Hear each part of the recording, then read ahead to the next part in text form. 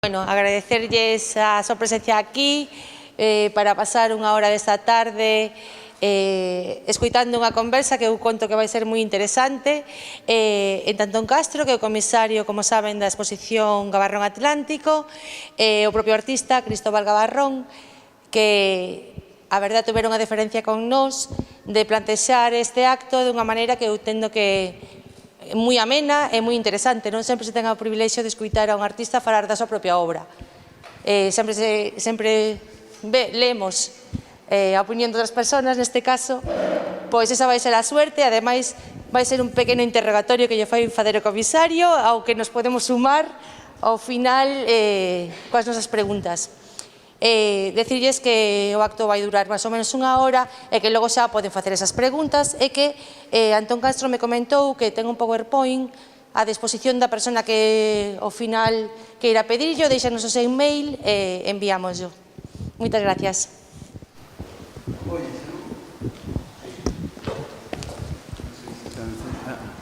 Oíse mellor agora.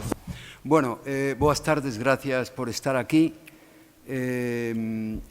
Decía Fátima, efectivamente, eu fixen un pequeno PowerPoint con, máis que explicación, con unha interpretación da obra de Gabarrón, de Cristóbal Gabarrón. O que queira, me deixa o correo electrónico, eu lle envío unha copia. É prácticamente toda a exposición. Hai unha pequena introducción. Bueno, parece ser que temos que ser breves. Digo que temos que ser breves porque nos dicen que temos que salir relativamente pronto de aquí. Non sei se vistedes a exposición. Gabarrón Atlántico, Ronsel de Saudade é unha mostra de un dos grandes artistas, un artista que é un outsider.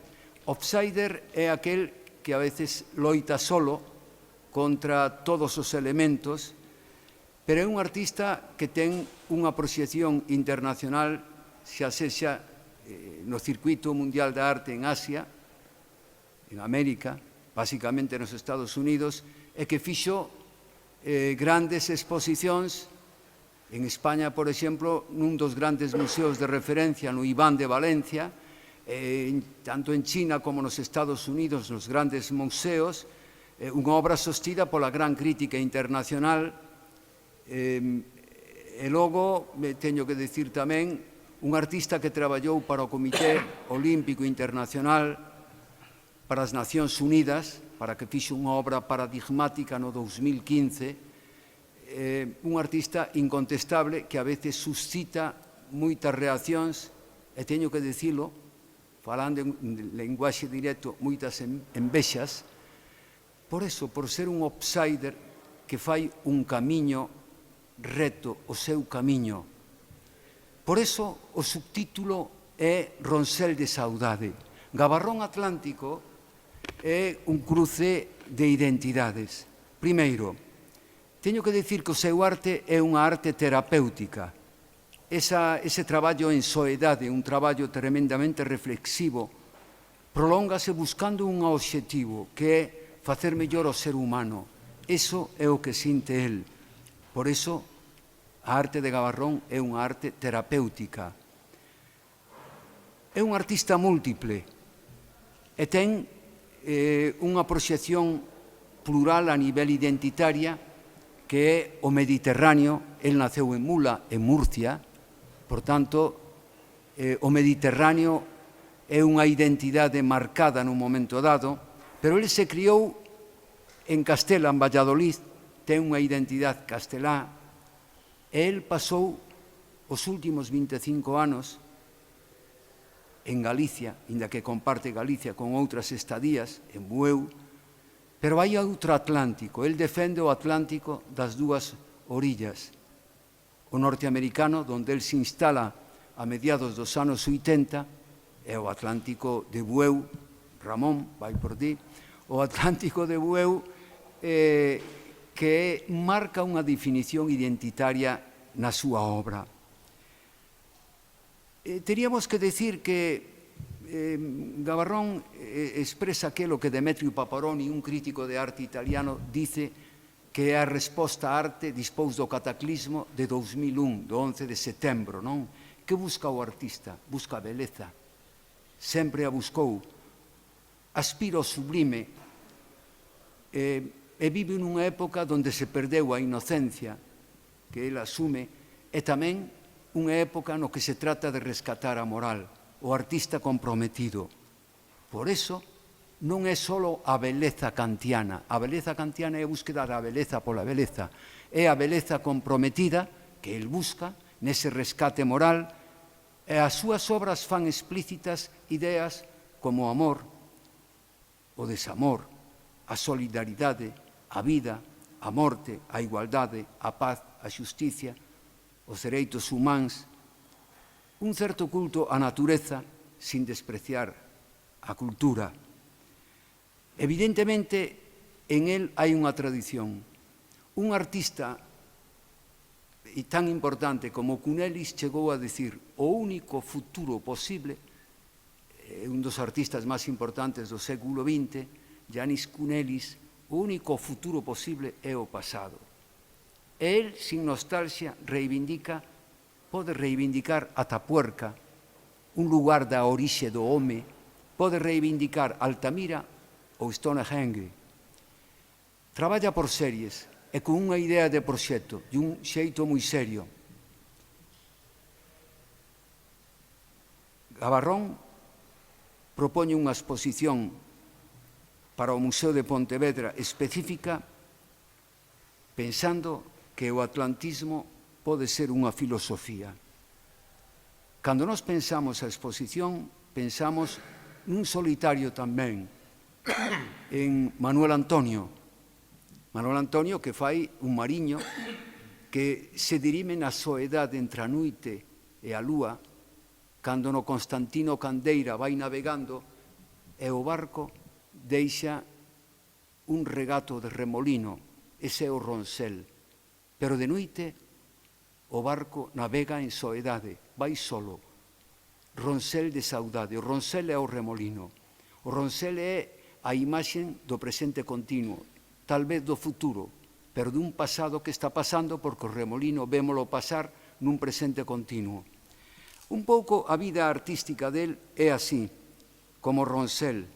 Nesa reivindicación do canto cuarto ou do poema cuarto de 4 a 4 de Manuel Antonio se dirime un atlantismo específico que trata de deixar a pintura como un rastro da vida. Eu quero lle preguntar a él, porque ao final isto plantexeino como formato de unha conversa, algunhas cuestións que seguramente non son as idóneas, porque cando se lle pregunta a un artista, oye, dime que queres dicir con isto, a veces esa pregunta é inxenua e ridícula. Hai un poeta, eu cito sempre, un poeta que eu coñecín fai 40 anos no Café Gijón, mo presentou Laxeiro, José Hierro, que é un dos grandes poetas españoles, e ele escribía de arte. E Hierro, que enfatizaba con esa cara pelada, esa cabeza pelada de loitador de lucha libre, decía, bueno, un espectador e unha obra de arte non é nada. Cando nos enfrentamos a unha obra de arte, decía José Hierro, pode haber 1000 espectadores. E os 1000, decía él, ter 1000 expectativas. E recordaba, amigo meu, sabes que significa espectador e expectativa? Veñen de un verbo latino que significa aspecto, que significa mirar. E, por tanto, 1000 espectadores poden mirar de 1000 formas diferentes. E as 1000 formas no mundo da arte son lícitas. Esa é a grandeza de Kant. Kant, ao final nos dixo, é unha idiotez tratar de interpretar a historia dun cuadro, pero non é unha idiotez que che guste ou que non che guste. Aí está o secreto da arte. Pero eu, dado que a arte se encerra nunha hermenéutica, é dicir, nunha conciencia críptica con P, hai que descifrala moitas veces, e eu quero penetrar na filosofía del. Penetrar na filosofía del significa que el, aguantando a miña ingenuidade en forma de pregunta, que me diga, facendo un peculiar percorrido pola exposición que empeza na rúa, na entrada do museo, que nos dé uns cauces da súa filosofía, porque el ten unha filosofía, concibe a arte como un proxecto. Concibir a arte como un proxecto quere dicir que é produto dunha reflexión. Cando entramos no museo, encontramos unhas obras que se chaman 3 esculturas, Siega Verde. Cando entrades aí, vedes isto. Estas 3 esculturas. Cristóbal, fagoche as preguntas en castelán ou en galego? Como quieras, no hablo gallego, desgraciadamente, sí. Pero entiendo bastante. Claro que sí. Bastante de gallego, como quieras. Siega Verde nos remite a la historia, a la prehistoria. La exposición empieza por ahí. Claro. Siega Verde, que estamos viendo ahora, las 3 esculturas. Sí, empieza por ahí físicamente. Sí, es que nada más de sí. No sé ahora. ¿Se oye bien?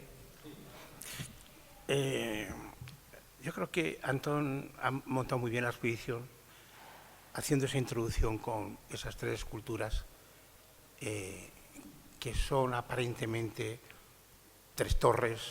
Algunas personas dicen que son como edificios. Simplemente yo lo que explico de esa filosofía que él hablaba, a mí me interesa muchísimo de dónde venimos, qué hacemos aquí y a dónde queremos ir, en mi caso, dónde quiero ir. El interés que en toda mi vida he tenido por esas preguntas, de dónde venimos, el conocimiento primero reconocido de la magia que supone nuestros antepasados, me llevaron toda esa magia, no antes, a amar el arte, ya el arte primitivo, a descubrir cómo los seres humanos que con la ignorancia de que no sabemos qué es lo que hacían, sí que han dejado unas huellas a través de las piedras, a través de petrolíferos, a través de barro, a través de pinturas, de lo que ellos podían entender como cosas vivenciales, religiosas o no, pero que eran vitales para ellos. Fíjate que no quedan restos muy concretos en las cuevas, aparte de huesos y pequeños elementos para cortar en los que eran más avanzados. Pero sí dejan todos una preocupación tremenda por lo mismo que a mí me interesa. Cuando ellos pintan esas cosas, pintan explicaciones de por qué es la naturaleza de una manera. Hay cuestiones en algunas cuevas, por ejemplo, en Australia, que demuestran que estaban preocupados por algo mucho más importante, es de dónde venimos. Y esa circunstancia a mí me empieza a descubrir, primero, que el arte fue instrumentalizado como una filosofía también para expresar los seres humanos con unos medios muy primitivos que tuvieron que crear, que tuvieron que hacer también ciencia muy primitiva de ensayo-error, ¿no? Hay pruebas en algunas cuevas que se ven toques de color que han sido barridos, que ellos se han dado cuenta y más tarde, no sabemos las fechas, a lo mejor 1000 años después, han incidido con mejores materiales para quedar ahí reproducidos para la naturaleza. Bueno, Siega Verde es ese principio de esto que hablamos, que corresponde y hago un homenaje a una zona que se llama Siega Verde, que está cerca del Duero, en la zona española, entre Salamanca y lo que son las ribes del Duero, y que es un sitio increíble, descubierto hace muy poco tiempo, y que da no solamente una filosofía del por qué ellos a través del río en una zona muy larga y creando elementos que salen siempre fuera del agua, quieren explicar.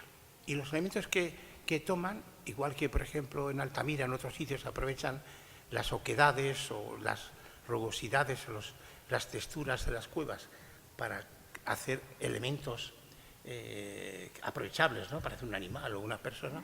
Aquí lo hacen bajo un punto de vista perfectamente de una perspectiva increíble. Ellos pintan a veces en elementos redondos, pero casi siempre son elementos aprovechables de rocas planas con inclinación hacia arriba, que es como si fuesen unos picos, y los van colocando y van dando intencionalidad en algunos de ellos. De ahí sale esa idea de rascar al cielo, de esas lajas. Yo las separo en mi cerebro, separo una cara en mi cerebro y voy uniendo con otra, de tal manera que lo que representa ahí son tres partes, como diríamos, serían tres lajas colocadas de esa manera. Lo que quiero es exponer, al igual que ellos utilizaban para expresar una serie de circunstancias personales, algunas religiosas, que se piensa, y algunas simplemente de estadía, de cómo ellos organizaban su vida. Yo juego con ese elemento para poner mis preocupaciones o mi filosofía o lo que yo quiero comunicar como si fuese un grabado, una pintura, pero que no interpreta aquellas pinturas, sino que interpretan mis propias preocupaciones. Son preguntas que yo me hago, igual que supongo yo que se hacían ellos para hacer una serie de cuestiones, y este es el elemento por lo que se llama siega verde.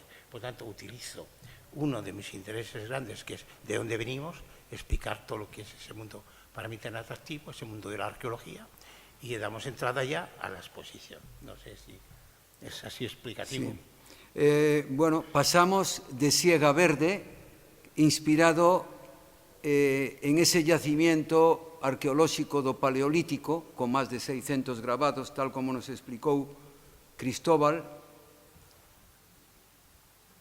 a unha instalación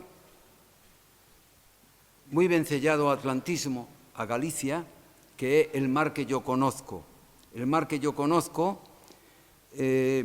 son, vedes aí, témolo aquí na entrada xa no interior do edificio, 6 embarcacións frente a unha fotomural xigantizada da playa do Bueu, da playa da Robaleira. Esas 6 embarcacións que teñen un vencello co etnográfico atlantismo, ou co atlantismo etnográfico, pero que representa moitas barcas de moitas especies, pero tamén pode representar algo que é o desplazamento de grupos humanos de hoxe, pensado no Mediterráneo, en África, é dicir, a dimensión que ten a obra. Que dimensión tiene esta obra?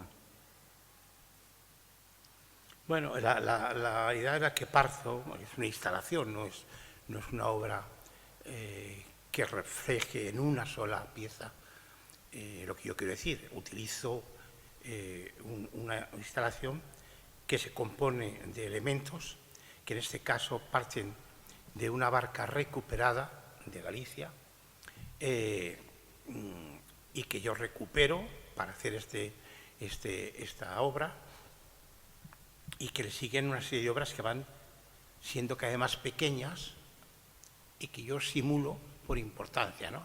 Parto de una realidad actual, que es una barca típica de Galicia, que elementos de muerte, como en otras 3 barcas, y en cada barca lo que quiero hacer es contar una historia que he oído. Cuando digo el mar que yo conozco, es el mar que yo conozco. Yo conozco este mar y amo este mar. Y todas las historias del mar y de tierra, pero sobre todo marineras que me han contado, pues digamos que yo me creo unas imágenes en la cual parto de las cuestiones actuales, ese tráfico que actualmente hay en los mares, desgraciadamente, que nos están rodeando, de una serie de seres humanos que prefieren, por desesperación, morir, pero tener la esperanza de un futuro. Esta gente, por lo que hablamos, no tiene prácticamente ni pasado, no tiene presente y difícilmente, por lo que se ve, va a tener futuro. Esa es la barca grande, esa es la primera idea. Y el desarrollo de las barcas cada vez más pequeñas, que van variando en una especie cada vez más simple, es un poco una vuelta hacia atrás, recorramos la historia, ¿no? Recorramos la historia. Y ahí, como vosotros que sois de este país, ¿no?, gallego, tenéis muchas historias. A mí las primeras historias hace 25 años que me contaba un amigo mío era, me decía, presumía cariñosamente que él venía de un famoso pirata. Y me contaba una serie de cosas en positivo de esa piratería que quería hacer. Y es que me impactó, ¿no? Pero luego, indagando en todas las cuestiones, este mar que se usó, como todos los mares, como tránsito, no solamente para cultura, sino también para el transporte, para el comercio, también para el ataque, ¿no? Veamos los nórdicos atacando ese tema, y que produce una serie de hechos que van marcando hacia atrás elementos casi que nos van dando una serie de ideas de cómo era la ética y cómo respondía a esa ética el resto de las sociedades diferentes. Y ahí, si han visto la exposición, pues verán que desde unas personas ahorcadas en la parca más pequeña hasta el transporte de mercancías para poder en los países en buena sintonía comercializar, y la cantidad de historias que son infinitas, que se produjeron con digamos, mestizaje, unas veces obligados, me refiero a los países del norte, y en los demás países que hicieron unas mezclas con Galicia bastante sorprendentes, y que hay un par de libros muy interesantes ingleses que hablan de una parte de la aportación de Galicia fuera actualmente en el siglo XIX, finales del siglo XX, de lo que ha aportado Galicia fuera, por ese tránsito, pero lo que aportaron anteriormente todas las cuestiones, hablemos de piratas o hablemos de conquistas del norte, a lo que es el significado de lo que se entiende por galleguismo, lo que se entiende por gallego, carácter gallego. Bueno, básicamente es esto, todos mis títulos, yo doy una pista a través del título de qué quiero expresar. Pasamos desa barca que marca o rumbo do home a unha instalación moi ben sellada tamén, o Atlantismo en estado puro. É a obra máis antigua da exposición, unha obra datada en 1988 ou 90, por tanto ten máis de 30 anos, nunha exposición que trata de ser actual e contemporánea, que é 101 Stone. Son cantos rodados das Rías Baixas, nada máis galego, non? Calizas, areniscas e granitos que teñen un soporte pictórico. A instalación é unha das primeiras veces que se fai en forma circular, porque noutros formatos se facía de forma normalmente cuadrado ou rectangular, non? Que significa utilizar un material gallego policromado? E por que llegas aí a esa conciencia polícroma? Bueno, el arte y el hacer una obra significa, para hacerla, emociones, y quiere también crear emociones en el espectador. Cualquier tipo de obra tiene esas bases. En mi caso, la emoción me venía dada por un reconocimiento en las playas de Galicia, concretamente en la zona de Bueu, de ir reconociendo y soñando piedras que por sus formas yo iba seleccionando de una manera, se movieron muchas piedras para ese tema, y para elegir esas piedras tenían que ser que coincidiesen de alguna manera con el proyecto que yo tenía ya pensado para hacer esta obra, haciendo una piedra. Y iba eligiendo esas formas y los tonos para poder hacer esta composición. Esa es la primera cuestión de emoción, la emoción de ir encontrando, por casualidad, no, una cierta casualidad, pero sí eligiendo para que no tocar nada, al respeto máximo a la naturaleza y a la propia casualidad de la piedra. El segundo punto era llevar una serie de emociones también que yo he vivido concretamente en Galicia, muchas partes con mis hijos, otras partes en la soledad del pensamiento de cada uno, para transcribir ahí esa emoción en forma de color e incluso de interpretación de líneas. Esto que tiene que quedar en la parte técnica como algo muy fresco, o sea, como si coges una piedra y le das un trazo. La técnica es muy complicada en el sentido que tiene que ser muy precisa. Para pintar sobre una piedra, o sea, para pintar una piedra encontrada, que tiene sal, que tiene unos elementos, hay que desalinizar, hay que mantener una serie de ácidos para que saque todos los materiales que pueden interferir en la piedra. Y segundo, las partes que tú vayas a hacer, tienes que crear una especie de pintura o base que enganche la piedra, la porción de la piedra, con lo que tú vas a pintar. Y el problema técnico está en eso, o sea, cómo pintar un gesto, la primera parte, para que luego pintes el color encima. Porque tiene que quedar fresco, si no te cargas, digamos, la intencionalidad de la piedra. Y bueno, la instalación es sobre arena, porque es la idea de encontrar sobre todo estas piedras, es el mar que arrastra en grandes momentos de mar y lo suelta a la arena, y siempre está en la arena.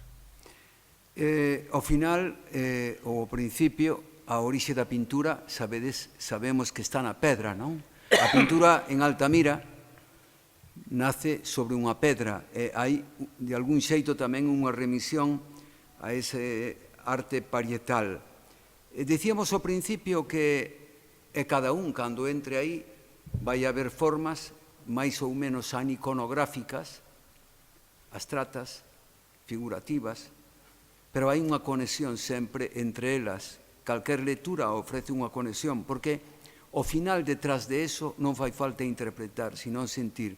Pero se queremos interpretar, falábamos ao principio, que se pode pensar no amor, na morte, na felicidade, na sexualidade, na natureza, na cultura, que van a explicitar as obras. Por exemplo, estamos ante a primeira sala que nos encontramos, cando penetramos xa no interior, temos dúas obras paradigmáticas, núcleos e paisaxes interiores. Cando as obras, digamos que rompen a estrutura iconográfica reconocible, siguen expresando cousas. Dicíamos que a pintura de Gavarrón, a escultura, ten unha filosofía. Núcleos, la mesma palabra, porque los títulos son pistas. Son pistas, sí. Núcleos e interiores. Sí. Yo siempre comento con algunas personas que yo soy un creador de metáforas a través de la plástica. Y núcleos es una especie de elemento que en ese momento yo necesitaba expresar en forma de díptico, uno de 6 metros y pico, y otro se ve un plano en el cual un personaje intenta penetrar en ese plano. Y los elementos que conforman esto son sentimientos en ese momento que yo tenía, muy complejos, que actúan para mí como un núcleo que no sabes si vas a poder dominar o no vas a poder dominar y explota. Por lo tanto, esto es lo que puedo comentar de esta obra, que no tienes donde tener soporte, digamos, de alguna manera figurativa, y la inconcreción de la posible figura que puedes encontrar ahí, depende de cómo la veas, puede sugerir una cosa u otra. Juego con esas y hay obras como La cima de los leopardos, que es tal vez un formato de 6 metros, ¿no? U otras como la serie Ámbar o La Casa Azul, series que nos introducen en la naturaleza como humanidad o en la humanidad como naturaleza. La cima de los leopardos creo que tiene una referencia primitiva, ¿no? Referencias primitivas, sí, también. Sí, también. La cima de los leopardos é o que está desvendo en este momento como iconografía grande e que ocupa un solo muro a entrada da exposición.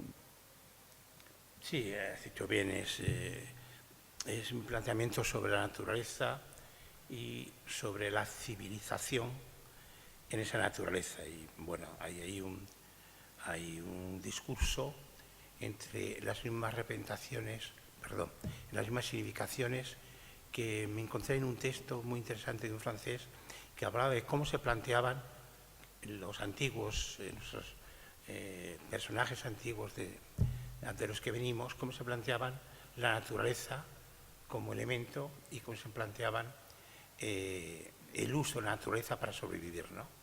Y era muy interesante porque defendía, este autor, defendía, es un filósofo, defendía que en la antigüedad el hombre cuidaba la naturaleza casi tanto como los animales, solamente lo necesario para poder sobrevivir sin tocar nada más.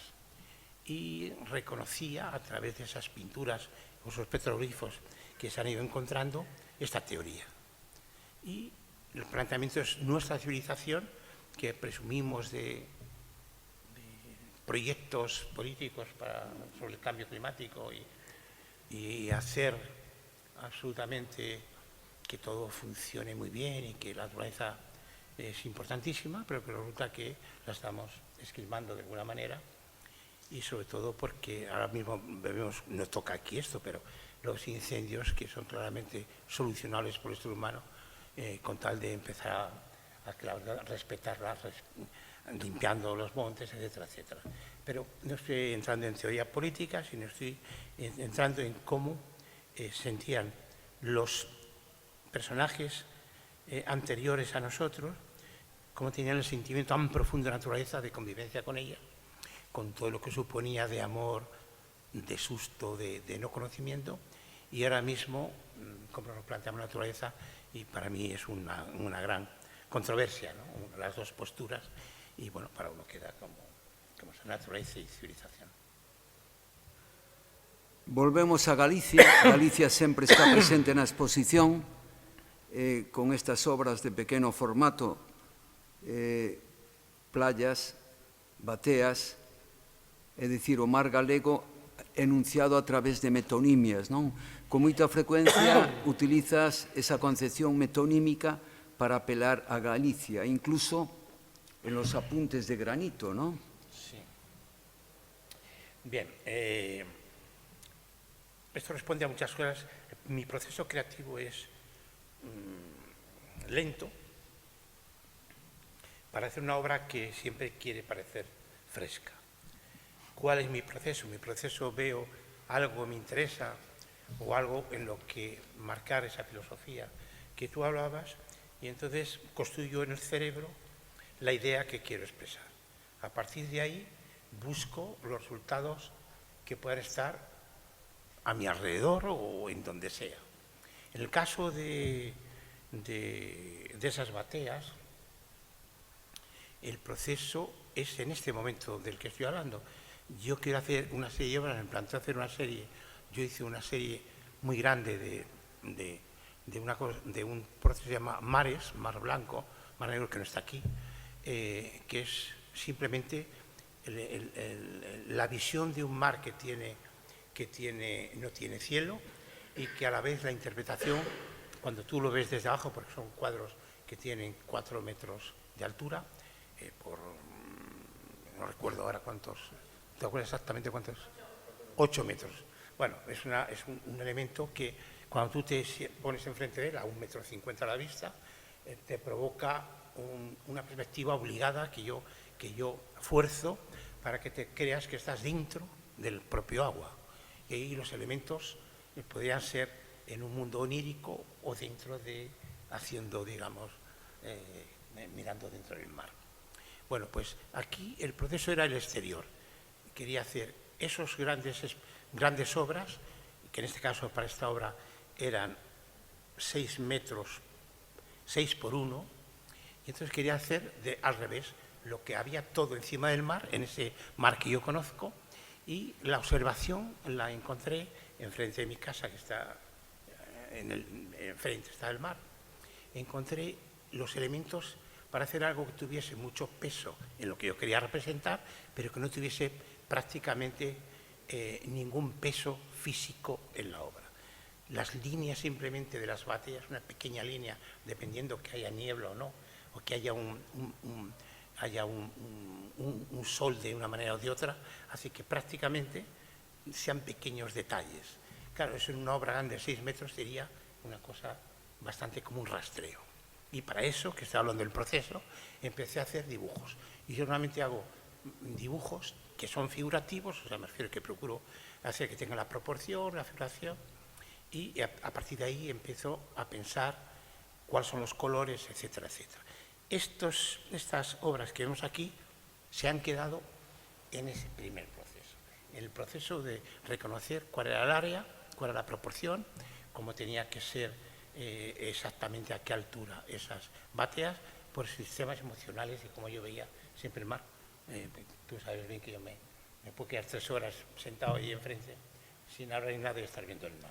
Y ese era el sentimiento de paz que a mí me daba este elemento y que quería hacer. No he logrado hacer esa obra porque pensé que esta obra necesitaba darle más vueltas, porque hay veces que hago ese sentimiento, por eso ese paso que decías tú de un lado a otro, y lo puedo hacer a los 8 años o a los 10 años. Lo vuelvo a hacer cuando creo que puedo hacer la obra dominándola y sobre todo cuando la obra, al hacerla, aunque lleva muchos procesos de interpretación, sale fresca, como si saliese en ese momento de manera casual. No estaba preparado y no estoy preparado todavía para esta obra y se han quedado en esto. Y el comisario consideró que tenía que estar la obra ahí. Tendrías que explicar tú, porque claro, yo... Bueno. Universo de luz es una referencia que utilizas con frecuencia. Hiciste una obra paradigmática en el Rond-Point Schumann de Bruselas en 2015, ¿no? Que fue un homenaje para conmemorar en la ONU los 70 años, el 70 aniversario de los derechos humanos, ¿no? Tratabas de, me imagino, de hacer una defensa de los derechos humanos y en algún momento has dicho también de denunciar todo aquello y todos aquellos a quienes los vulneran, ¿no? En la exposición hay 2 referencias cuasi metonímicas también de Universo de Luz, ¿no? Que es un título recurrente en tu obra.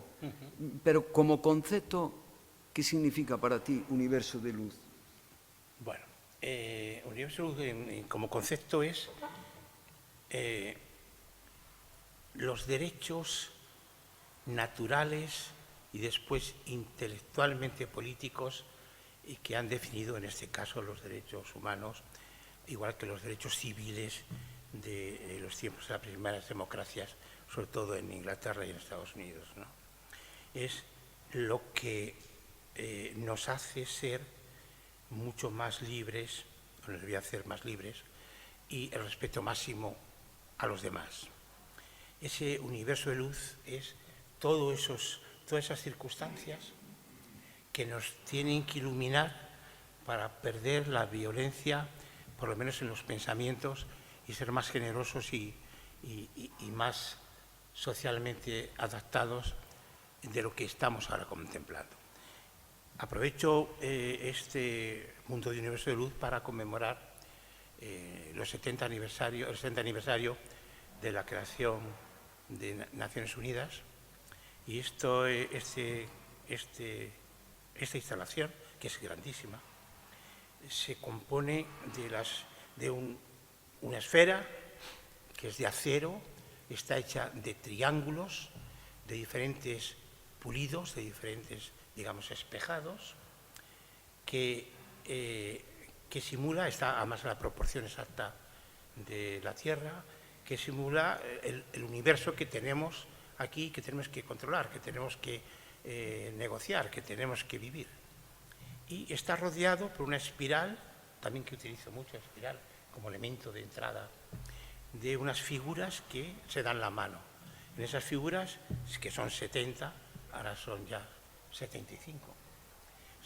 En esas 70 figuras pretende representar a todo lo que es la sociedad, todo el tejido social de todo tipo, desde personas ancianas, jóvenes, personas que tienen problemas psíquicos, que tienen problemas físicos, bueno, pero están todos unidos por una cadena que está en la mano. Esa cadena que tú vas penetrando es una cadena en principio que depende de dónde vengas, te encuentras como un frente. Y enfrente hay unas personas, la simulación o la metáfora final es que están no te dejan penetrar si vas con violencia, primero pues están dando la mano. Y segundo, porque juntos somos más fuertes. Juntos podemos conquistar lo que tenemos que hacer como convivencia, que son los derechos humanos y las formas de reglas de juego que Naciones Unidas se dieron pues todos los países en aquel año. La entrada por medio de un espirales para que la gente vaya entrando y vaya razonando, es el paso de estos 70 años, que aquí hay una doble crítica además. La crítica de la sociedad que no entiende que juntos somos más fuertes, y la crítica a las instituciones, a todas las que han hecho 70 años, que no son capaces todavía en 70 años de que la gente sepa sus derechos humanos. Yo pongo siempre un ejemplo en el cual a mí no me enseñaron los derechos humanos, son 30. Pero a mis hijos no les enseñaron en el colegio tampoco los derechos humanos. Pero a mis nietos tampoco les enseñaron los derechos humanos. Y es posible que los que estén aquí no sepan cuáles son los 30 derechos humanos. O sea, cuando firman todos los países y hay una institución que tiene que regir y explicar cuáles son nuestros derechos para poder ejercerlos, resulta que nadie sabe los derechos humanos. Entonces la crítica va en ese lado es un feedback además de entrada. Y cuando tú logras ir entrando por ese, que se va estrechando por ese elemento, te encuentras esa esfera. Y esa esfera, lo primero que ves es que hay cosas, colores, pero que no te puedes ver nunca. Cuando te acercas te ves un trozo, un ojo, un poco de aquí, una persona que está al lado, un árbol que sale por arriba, no logras verlo completo. Si te mueves un poco, ves otro paisaje.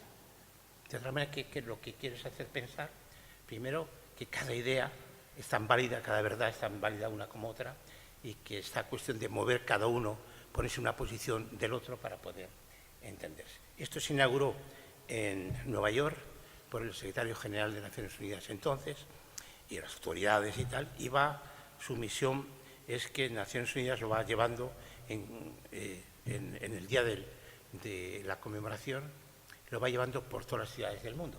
Entonces, cada año se hace esto, se hacen talleres sobre los derechos humanos, se hacen conferencias, bueno, se hacen muchas cosas. Y es una obra muy social, o intenta ser social, y los dos tondos que hay a la izquierda son bocetos, o son originales, son bocetos de lo que yo me imaginé que iba a verse en esa esfera. ¿Qué iba a haber en esa esfera? Que son los dos que se han presentado aquí. Que están en la exposición. Yo no conozco los 30 derechos humanos y esta noche los veré en Google. A ver. Te das cuenta que es una incongruencia, ¿no? Sí, sí. Todas las naciones firman, le dan una publicidad tremenda. Hay una obra que habla y está en el propio secretario general diciendo que esto es lo que hay que hacer, pero que tú no puedes decir la obra enseñada por 8.000 y pico millones de personas que lo vayan viendo. Es más fácil que en los colegios digan, ustedes tienen derecho a estos 30. Conózcanlos y defiéndase ante este tema. No se hace. La pregunta es ¿por qué no había que hacer la pregunta? Habrá que hacerlo. Volvemos a Galicia y hay una recurrencia a la etnografía, porque una vez que tú estás en Galicia te empapas de lo etnográfico, de la climatología, sin ser determinista como Ratzel, de todo lo que es la atmósfera, pero la gallega encantadora, es decir, la meiga, y el Atlante, que forma parte de la mitología. El Atlante teóricamente es una figura a la que Zeus condenó a cargar sobre los hombros los pilares de la tierra, Gea. ¿Y cómo concilias etnografía y mitología? Bueno, yo creo que son mestizajes. O sea, las dos cosas, si te das cuenta, la etnografía y la mitología depende una de la otra y van las dos juntas siempre. Entonces, mi idea es hacer con una especie de collage pintado en cada pieza para poder ser usado como elemento mitológico, como elemento participativo, generativo en otras. Y por eso tiene esas... Y son personajes siempre de atlantes, meigas, son personajes recurrentes en la historia o en el recuerdo de Galicia, y que además me he encontrado muchas veces con personas que no esperaba yo nada de eso. Pongo un caso simpático. En mi casa un día me encontré, había pasado una cosa, una luz en la cocina, Y entonces fui a cambiar, fui a un sitio a comprar una lámpara y para cambiarlo. Y cuando encuentro la lámpara me encuentro que encima de la cocina de los elementos estaba llena de restas de ajos. Yo pregunté, ¿esto qué es, no? La persona que no viene a cuento me explicó, no, le he puesto esto para que le preserve de las migas. Entonces, claro, eso me parece de una fuerza tremenda y de que a falta de derechos y de justicia recurrimos a defensas personales con cosas mitológicas para la defensa propia, ¿no? Me pareció muy hermoso. Acudes, y es la obra más reciente de la exposición de 2022, pintada a final de 2022, a referencias históricas. Bueno, esto lo hacía Picasso, el culto y la reinterpretación de los viejos maestros. Yo creo que los grandes artistas acuden siempre a reinterpretar o a entender a los grandes maestros, y es muy sugerente una nueva serie que haces, que está entre el simbolismo y el realismo mágico renacentista del Bosco y el mundo de Van Gogh, una nueva serie que es la suite La nave de los locos. Aquí presentas por primera vez Los demonios de Vincent. ¿Te refieres a sus miedos, a sus demonios? A Vincent Van Gogh. Sí, a Vincent Van Gogh. Bueno, esta obra pertenece a una suite, como tú has dicho bien, que se llama La nave de los locos. Como siempre, el título te va a dar de qué va esto. En este caso es de unos divinos locos. Y en este caso esos divinos locos van a ser, porque solamente hay pintada una parte, van a ser grandes maestros que yo respeto y han sido los grandes profesores, como otros, de mi vida, que siendo grandes artistas han tenido una vida complicada, con un mundo complicado, que le han usado para poder hacer su pintura. En este caso es Vincent Van Gogh, y lo que represento ahí es, evidentemente no es a Vincent Van Gogh, o sea, no es una pintura a la manera de, sino es lo que yo he leído de las cartas a su hermano Theo y algunos documentos importantes, tanto del médico que lo cuidaba y de un amigo suyo que tenía con él una relación epistolar bastante importante. Y en esa, Vincent Van Gogh, yo solamente le pongo, en todas va a ir, solamente el nombre personal, aunque es reconocible, ¿no? En este caso es Los demonios, en la cual él muestra lo que sufre, por un lado, y también cómo coge esos elementos. Estaba hablando que el arte es emociones, cómo esas emociones que son durísimas le sirven a él para empezar a crear parte de su obra. La obra de él no es tan figurativa como la gente piensa, figurativa en la forma, pero el fondo de esa obra es de una abstracción tremenda en sus ideas. Y lo que realmente ahí son, a mi forma de ver, eso sí, cuáles eran esos monstruos, cuáles eran esos demonios, cuáles eran esos miedos que le hicieron, por un lado, bueno, también hay que discutirlo, que suicidarse o no, pero que le hicieron muy desgraciado y a la vez un poco de felicidad, porque encontró con la pintura todo ese mundo, marcarle y ponerlo. Haces una reinterpretación de Galicia de manera críptica, de nuevo con P, hermenéutica, con lo que llamas universo mágico, guerreros, gigantes y duendes a la izquierda y almas encerradas a la derecha, ponen de manifiesto una interpretación, a mi entender, casi etnográfica de Galicia. Es decir, revisitas a Galicia en términos etnográficos. ¿Cómo lo planteas? Sí, el planteamiento aquí aparentemente podría enlazarse con la instalación de 101 Stone, pero aquí hay una diferencia física importante. Aquí las piedras las elijo de otra manera y las piedras son talladas. Las piedras no son esa casualidad que voy buscando al proyecto. Aquí las piedras, la idea que se tiene es que hay que tallarlas para que parezcan lo más naturales posibles. Por lo tanto, ya es una interpretación no casual, no de búsqueda, sino de elemento que tú quieres dirigir. Y la diferencia entre unas y otras es que unos están en almas encerradas, unas están dentro de un espacio que se encuentra atadas o enlatadas en una construcción de acero corten, que mantiene la pieza en medio, sinuosa, solamente hay que dejarla interpretando por lo que está pintado, lo que representa la pintura. En otros casos es como una escultura pequeña que se puede ver por todos los lados y que solamente tiene una base. Este es por ponerlo. Y evidentemente es de Galicia. Hay algo novedoso también en la exposición, que es la cerámica, ¿no?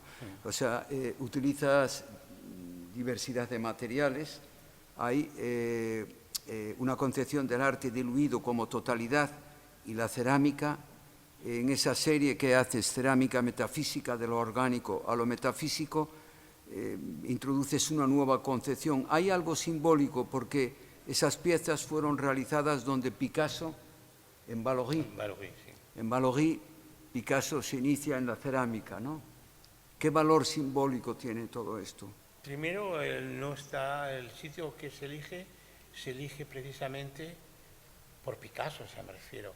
El entusiasmo de Picasso, que yo desde muy niño tuve por él, primero porque mi padre, cuando hablaba de arte, hablaba de dos artistas, Goya y Picasso. Picasso también por la intervención de persona rebelde en aquellos momentos, por lo que estaba fuera de España. Y lo segundo, elegir ese sitio era importante, y lo segundo porque lo que tiene de principio el ser humano. Si te das cuenta, no está aquí toda la obra ni parte de la obra, es parte de la creación, o sea, en algunas obras hay el principio de lo que es la concepción del ser humano, y lo segundo, en el caso, por ejemplo, de esa pirámide, es la concepción que hay unos espermatozoides y hay una serie de elementos cruciales. Es un poco la magia de la pirámide de Clus, que habla de que la magia de la vida no es una casualidad, sino es una interpretación de los grandes hados. Esto es un poco el... Y por último, Pieles, que es la instalación de fondo de la exposición, una instalación que tiene mucho de J'ai trouvé du Champiano, un poco de Roncel, de Remolino o de Huella, de Soledad, de Saudade. Parece remitirnos al origen del arte, pero también a lo aleatorio, porque es algo que perdió la vida, ¿no? Claro, la recuperación de... Mi trabajo a veces no, desde hace muchos años es la investigación no solamente de las ideas, y cómo es su desarrollo, sino también el conocimiento de los materiales para ver si con un material u otro, una idea, puede alcanzar lo que yo quiero expresar. Con lo cual eso me obliga de una manera absolutamente que me interesa muchísimo a ver los materiales, su formación, su oportunidad por texturas, por color, por muchas cuestiones, a poder crear una obra que llegue más fuerte. En este caso, yo creo mucho en la resurrección de elementos que han sido vividos. Por ejemplo, a mí cuando hablo hablando de Galicia, cuando hablo de hacerse una casa de piedra, nunca pienso, estoy hablando en la realidad, nunca pienso ir a un sitio que me corte la piedra, me corte estos palos. Yo siempre,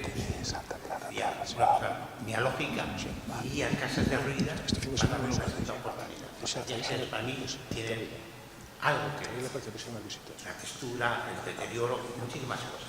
Y ese tipo de vida que ha tenido primero, la dignificación de esa obra y el aprovechamiento de esa obra para construir algo nuevo que pueda ser soportado para la contemporaneidad, para mí es muy importante. En este caso,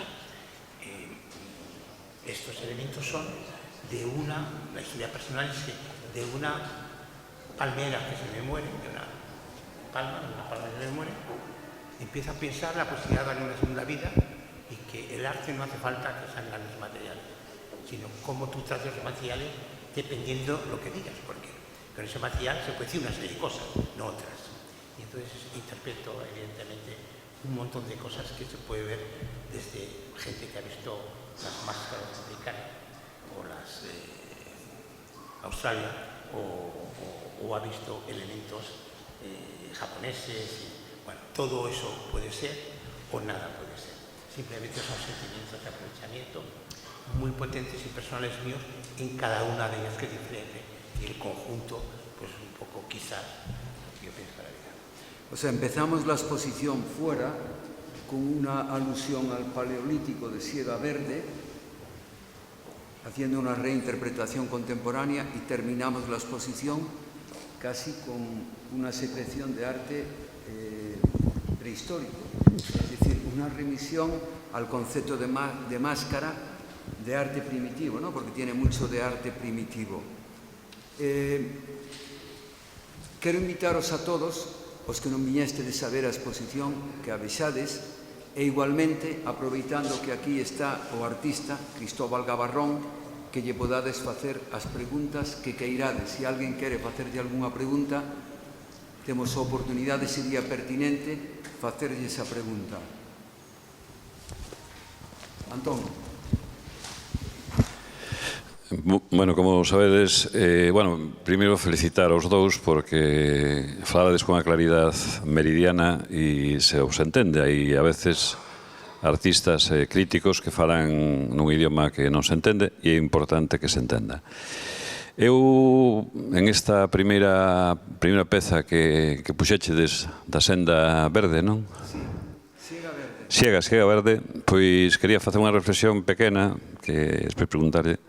Falades de que é unha cousa prehistórica. Para min, cando cheguei, pensei que era moi actual, que era unha denuncia dos eólicos, que só lle faltaban pois as aspas esas que dan voltas. É dicir, a máis me gustaría que os eólicos polo menos os pintaran e quedaran máis bonitos, non? Onde os van a poñer. O que me extraña tamén é a falta de compromiso da sociedade, dos artistas, en xeral. Aquí, por exemplo, en Pontevedra casi hai 1000 artistas. 1000 artistas, a leche. Digo falta de compromiso porque nos están metendo eólicos por todos lados, nos sitios. Podían metelos noutros sitios, e nos están metendo aquí al lado, en montes de aquí. Sí, o alcalde dixo, sí, estamos en contra, vale, pero nadie se move para protestar e para facer que isto non ocurra, porque están destruindo a paisaxe. Por certo, só quería decir unha cousa, que hoxe sale un artículo maravilloso dunha persona que está aquí, que se chama Ramón Rozas, unha persona moi sensible, que fala da paisaxe e da destrucción da paisaxe con esos eólicos. Aí propón formas de loitar. Bueno, era un pouco facer esa reflexión que os artistas, cando falábamos xa da escultura que non está inacabada de Leonardo do outro, do Renacimento, pois que moitas veces os espectadores terminamos as obras, as reinterpretamos, e era unha forma de reinterpretar, deste non finito, pois nos dámoslle unha volta, porque cada espectador entende unha obra de forma distinta, non? Bueno, evidentemente has acertado. Antón ya había hablado al principio que 1000 miradas suponen 1000 interpretaciones diferentes. Sí. Y bueno, tú has interpretado lo que preocupa. Para mí lo que dices... Antón es un artista exquisito también, ¿eh? Para mí es un honor el que te pueda llevar a ese elemento. El elemento, por lo que yo creo, es eso. La forma que se recibe es contemporánea, pero hay un tránsito diferente. Pero lo importante del arte, igual que la música, es que algo te lleve a algo personal tuyo. A veces se hace con un olor. Un olor te lleva a elementos y ahí, en cambio, ese olor de otra persona lleva a otros elementos. O sea, esa es la grandeza del arte, que sirve para todos. Entonces se plantea el problema en el cual creen tienen que defender. Por tanto, me parece muy bien que eso fuera de aspas te recuerde a un elemento de aire, ¿no? Un elemento de mecánica actual. ¿Usted cree que necesariamente una obra de un artista tiene que tener una explicación concreta? ¿O hay que definirla? Porque a lo mejor el artista está inspirado en un momento dado y hace una obra sin tener ningún concepto, o sea, sin querer ni denunciar nada, ni nada, o sea, le sale de la inspiración. Necesariamente tiene cualquier obra de las que usted hace, tiene una explicación concreta. Bueno, yo parte de una explicación concreta. Perdón, el arte sí, en general, sí. No, la obra que yo hago, me imagino que a los demás igual, parte de una explicación concreta, la que provoca la necesidad de hacer esa obra. Otra cosa es la forma. Hasta un cuadro abstracto, en el sentido de la abstracción absoluta, lleva a pintar a esa persona, bien por encuentro, si hablamos por ejemplo de Pollock, que es una religión final absolutamente abstracta, basados en unos sentimientos especiales que él trata de dominar hacia esa técnica que él llega a dominar. Una cosa es lo que es el por qué un artista hace algo, un músico, un danzante, un poeta, en la forma que conciba la obra, desde la figuración absoluta, el hiperrealismo, otra cuestión, y otra cosa es cómo lo recibe el público. Si una obra hecha con intencionalidad de un tipo u otra no le llega a una persona, el problema no es un problema ni de la obra ni del autor, simplemente es que no dialogan, no logran captar o abrir el alma de esa persona. Nada.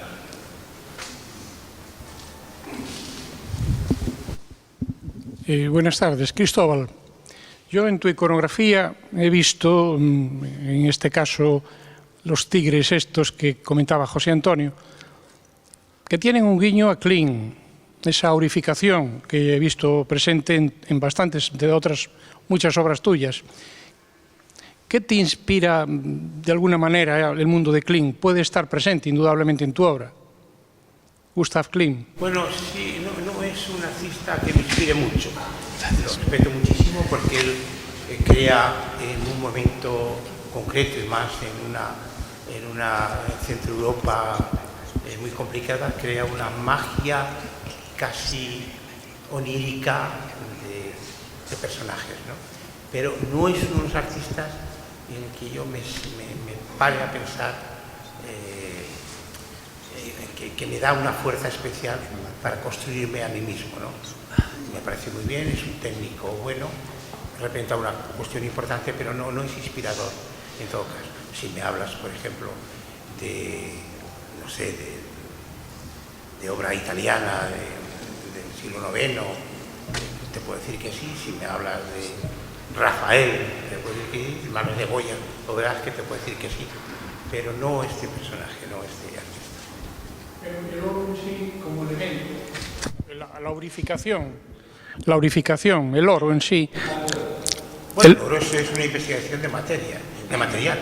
A veces el oro está interpretado no como riqueza o no como elemento decorativo, simplemente es la interpretación de un amarillo que tiene una textura muy especial y que no consigo con la pintura. Cromáticamente, claro. Totalmente, por eso interpreto con ese oro, no tiene más, en mi caso.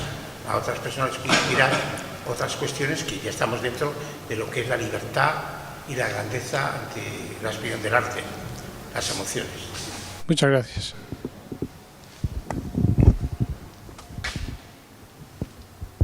Bueno, non hai nadie máis que queira propoñer algo. Ben, daros as gracias a todos por estar aquí un venres, que é un día complicado. Bueno, invitaros os que non viron a exposición que vexan a exposición. Moitísimas gracias.